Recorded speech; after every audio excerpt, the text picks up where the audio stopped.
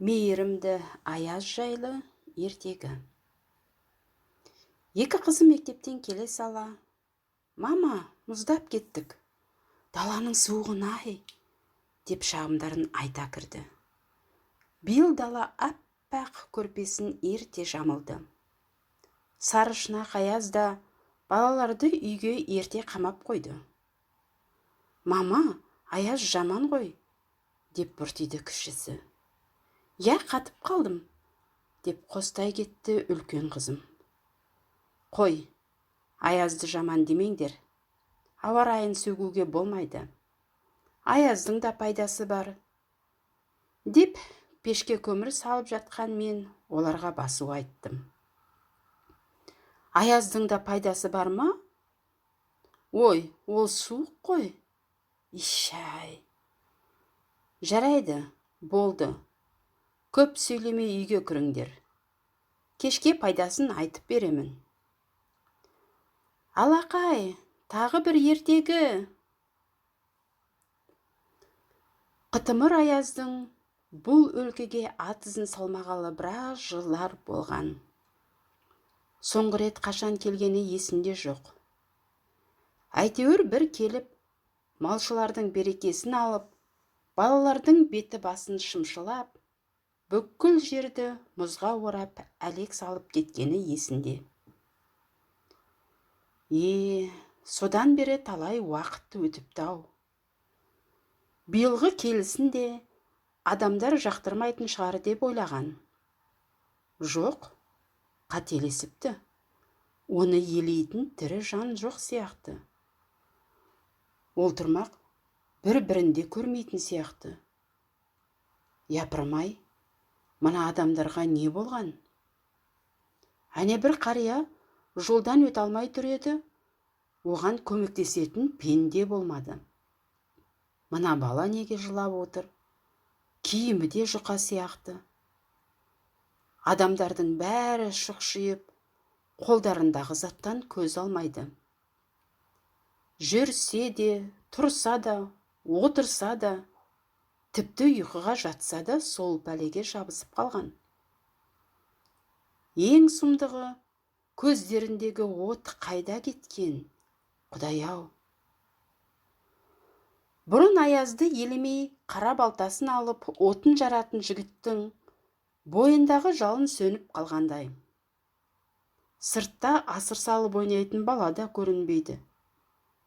Әне, сары шана мен қызыл шаңғы қаңтарулы тұр. Бұрын балалармен ойнаған қызық еді. Олардың бетін қанша шымсаласа да, балақайлар одан әрі асыр салып, қар лақтырысып, шанамен зуылдап ойнаушы еді. Адамдарға не болғанын түсіне алмаған аяз енді терезеге өрнек салып, балаларды қуантпақ болды.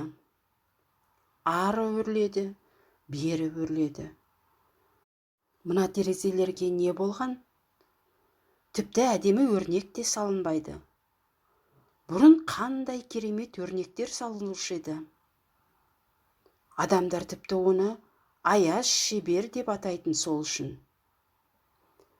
Осылайша көп жүріп, көп көрген аяз енді ашуына мінді. Адамдардың бойындағы мейірімнің суып бара жатқанын аңғарды. Ол қатты ұйытқып кәріне мінді. Теледидарда дикторлар соңғы кездері бұрын соңды болмаған суық болады, аяз болып, ауа температурасы 50 градустан жоғары көтеріледі, деп дабыл қағысты. Суыққа шыдамай, адамдардың әйнек үйлері шытынай бастады. Әрі-беріден соң көліктер де жүруден қалды. Жылынудың барлық әдісін қолданса да, адамдар қатты мұздай бастады. Жер әлемнің бәрі мұз басты. Адамдар жан-жақтан дабыл қағып, аяздың бетін қайтарудың амалдарын іздей бастады. Тек сол кезде Жер бетінде қалған жалғыз данагөй қария ғана Аяздың не үшін ашуланғанын түсініп, адамдарға ақылын айтыпты. Аяз адамдардың мейірімсіздігінен ашуланды. Тез арада жоғалған мейірімді табыңдар. Сонда бәрі өз орнына келеді, деді қария. Адамдар енді жан таласып, мейірімді іздей бастады. Ғаламторды қарайды, кітапты ақтарады. Қарамаған жерлері қалмайды, бірақ еш жерден таба алмайды. Амалы құрыған адамдар енді не істерлерін білмей дал болады. Аяз анау күннен күнге кәріне мініп, үскіріп ұрып, адамдар далаға шығудан қалды. Тіпті үйдің іші даладай азынап тұр. Енді не істемек керек? Сонда әлгі қария тағы ақылын айтты. Қарақтарым, сендер мейірімді жүректеріңнен іздеңдер, жүректеріңнен. Адамдар да істі мәнін сол кезде түсінді. Өз отбасының қамын күйттеп, қарт анасына көңіл бөлмеген жігіт анасын құшақтады. Анасы оны дәл сәби кезіндегідей мейірлене құшағына қысты. Жылу жүгірді.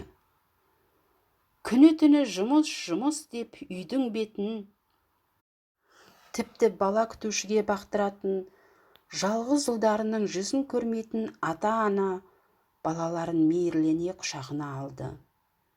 Баласы қатты қуанды. Ол соңғы рет ата-анасының құшағында нәресте кезінде ғана болған еді. Ата-анасы да балапандарын сағынып қалыпты. Екеуі бірдей мейірімін аямай төкті. Қарт әкесі мен анасын қараусыз қалдырған ұлдары балалық шағы өткен үйлеріне келіп, қарияларды құшақтады. Көптен бері ұлдарын көрмеген қариялар кеңкілдеп тұрып жылап, ұлдарын құшақтады. Ұлдары да өздерін дәл бала кезіндегідей сезініп, әке шешесінің құшағына еніп кетті. Шүйкедей қариялардың құшағы әлі де кең екен. 10 ұлын мейірлене құшағына алды. Бір-бірімен араздасып, араласпай кеткен бауырлар да жер бетінің түкпір-түкпірінен келіп, бір-бірін қалай сағынғандарын айтып, құшақтасып, жылап жатты. Бір құрсаққа сыйып, кең әлемге сыйыса алмаған өздерін жазғырды. Ендігәрі ешқашан аластамаймыз, деп уәделесті. Суық сөздің кесірінен араларынан қара мысық жүріп өткен достар да бір-біріне құшақ жая жүгірісті. Көршісіне кірмегелі жылдың жүзі болған апай, үйіндегі бар дәмдісін алып, көршісіне жүгіріп, онымен көрісті. Көшеде отырған, баспанасыз жанды көрген адамдардың барлығы дереу үйлеріне барып жылы киім, ыстық ас әкеліп, оған қамқорлық танытты. Адамдардан көптен бері мұндай мейірім көрмеген жан, көңілі босап, қуаныштан жылады. Ата-анасыз, жетім қалған мұңлықтың басынан сипаған қолдар жүректерді жібітті.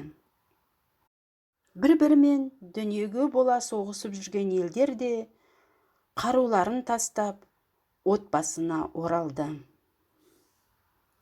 Осылайша жер бетіне мейірімділік қайта тірілді. Миллиондаған жүректен шыққан мейірім ашулы аяздың арынын басып, сабасына түсірді. Мейірімді аяздың арқасында адамдар мейіріммен қайта қауышты. Аяз қандай мейірімді еді? деді кіші қызым. Мен енді аязды жек көрмеймін.